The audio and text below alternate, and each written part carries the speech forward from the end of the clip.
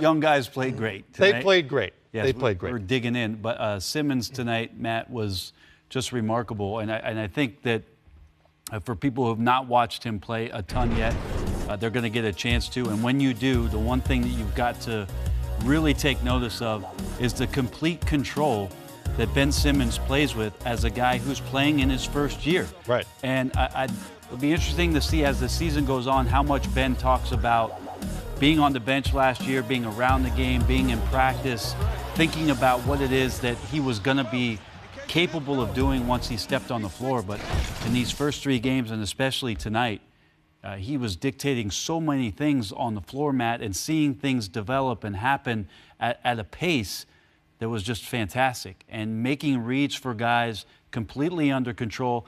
You mentioned it. He's a little bit right now like what we're seeing out of Giannis in terms of not forcing shots that maybe you can't make. Sure. Yeah. 8 of 11 tonight, no threes. Right. Getting into the lane, creating some sort of motion within the offensive sets to set up opportunities where he differentiates himself. Obviously, his incredible passing skills.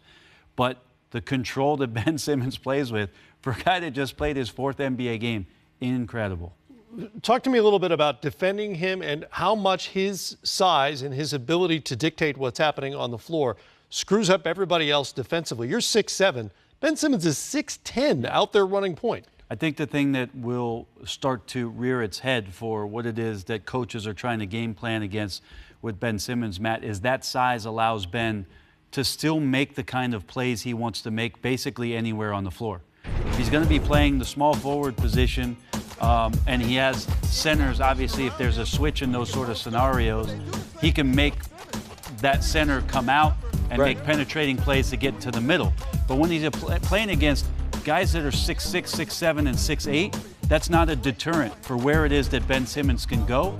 And more importantly, Matt, what it is that Ben Simmons can see over the top. And that's really where he's making those reads and making plays happen. So probably great relief for Brett Brown.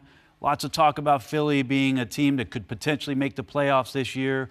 0-3 start, lots of new pieces. But to go on the road, to have Ben Simmons play this way, to have Embiid make the massive impact against Drummond in this game, and to say in the locker room, all right, guys, that's one. We're one behind us. Let's get on to the next.